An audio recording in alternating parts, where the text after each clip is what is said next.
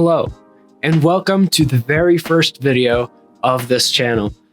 This is going to be my political channel, so obviously, you might not like what you hear eventually down the line. I think today's video is not super controversial. It kind of is, but I don't think it should be too bad. So for my first video, I thought that we would go for something kind of easy, an easy target, if you will, and something that I don't think is super controversial. So we're going to be looking at a PragerU video on minimum wage. And if you don't know who Prager University is, that's university with huge air quotes and like massive asterisks as well. And that asterisk means that it's not a university at all. Anyway, they're kind of a right-wing sort of YouTube channel that just makes a lot of dumbass claims and does a lot of fear-mongering. It's great. And today we're looking at a video about minimum wage. So I'll just get started. Before we begin, let me just... boop. Like the fair-minded progressive that I was, I thought a $15 minimum wage was an absolute good. So, just right off the bat, don't you love how condescending this is? Then, I had a head-on collision with reality.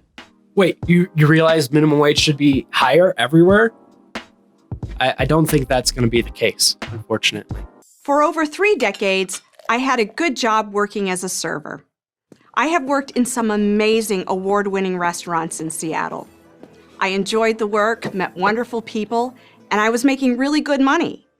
I wasn't making much per hour, that's true, but in my business, the magic is in tips. Okay, but you do realize that tips are a very unreliable and unequal way to compensate workers, right?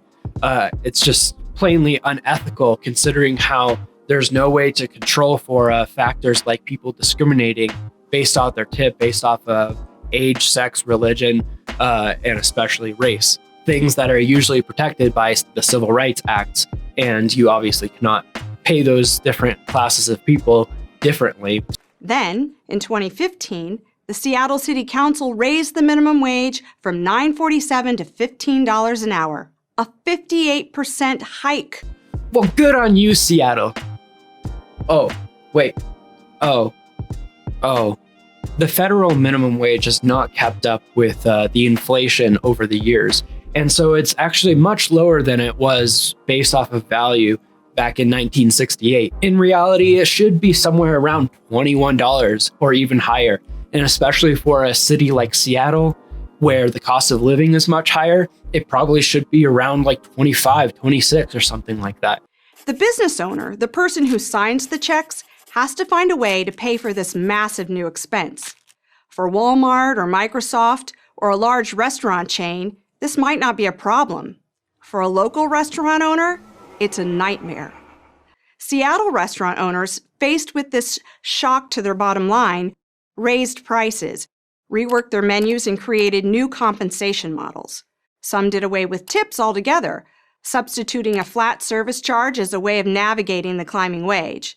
That change in the tipping model caused a dent in my pocketbook. The rise in the wage did not cover the loss of tips. First off, you should be angry at the giant corporations that are squeezing out the small businesses, not the government that's just trying to make sure that workers are paid properly.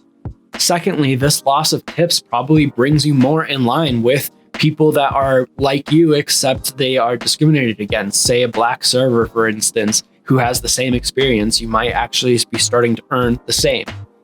And lastly, in states that did increase the minimum wage, actually overall wages went up. And they also grew much faster than in states that did not increase the minimum wage. But for many establishments, none of these cost-saving measures worked. Restaurants, some that had been in business for decades, many family-owned, closed, including the ones I worked for. Good servers don't grow on trees, and I was able to score an interview at another amazing restaurant. Then, before I could even confirm the interview, that one closed too. Same reason. The $15 minimum wage cut their profits down to nothing. Again, you should be mad at the massive corporations that are squeezing out small businesses, especially restaurants. Let's not forget that conservatives are usually the ones that say stuff like, well, you should have saved more. I sympathize a lot with small businesses and small restaurants especially, but you can't just expect the government to never raise the minimum wage. As it is, it's already too low for most people to be able to even support themselves. So let me add this up for you. I make a lot less money now than I did before Seattle decided to do what was supposedly in my best interest. I used to be able to pay my bills as they came due. Now it's a juggling act. I used to have enough money to support my son's extracurricular activities. Now I often just say no. Before the minimum wage increase, I had one job and worked 4 days a week. After the wage hike, I had 2 jobs and worked 6. This anecdotal experience just really does not line up with the data. I mean, we can see that most people benefit from minimum wage increases. She ran into some tough times here, but it's not necessarily everyone's experience. With my skills and a tipping culture, I used to average 18 to 20% or more on any check.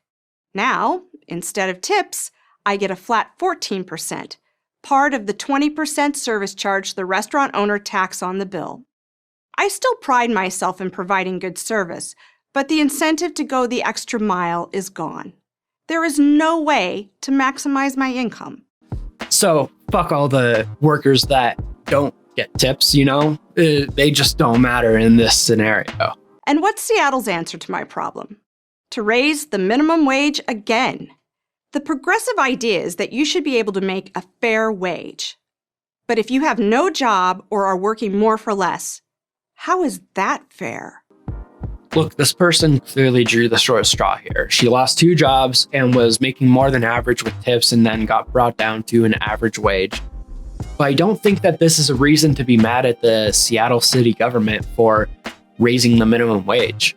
I just don't really think that there is a case for a cause and effect here. To me, it sounds like Seattle raised the minimum wage and the struggling small business couldn't keep up with the expenses because a Seattle restaurant market is very competitive, especially when you have bigger corporations like McDonald's trying to squeeze everyone out.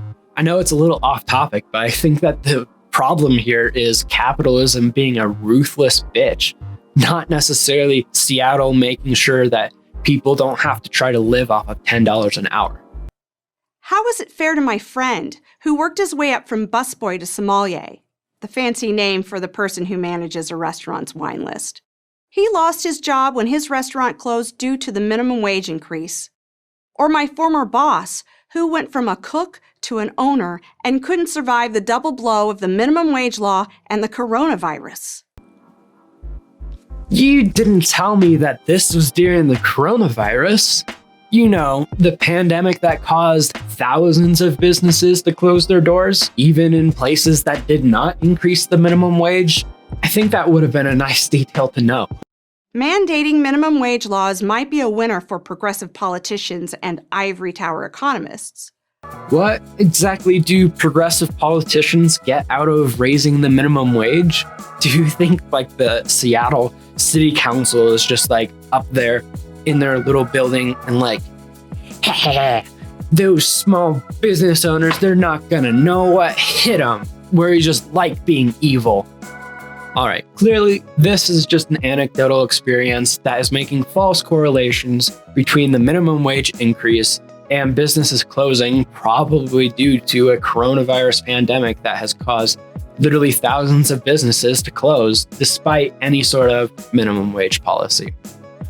And that pretty much brings us to the end of the video here. We've got another video that I had lined up, but I'm not sure if I really want to cover it, so let me know what you maybe want to see on this channel. Like I said at the start, this is a brand new channel. Not everyone might like it, but if you did like this episode, of course, hit the like button, subscribe, comment. Let me know any other suggestions for sort of political videos that I can cover. And make sure to subscribe if you are looking forward to more content from this channel. We'll see you guys in the next one. Peace.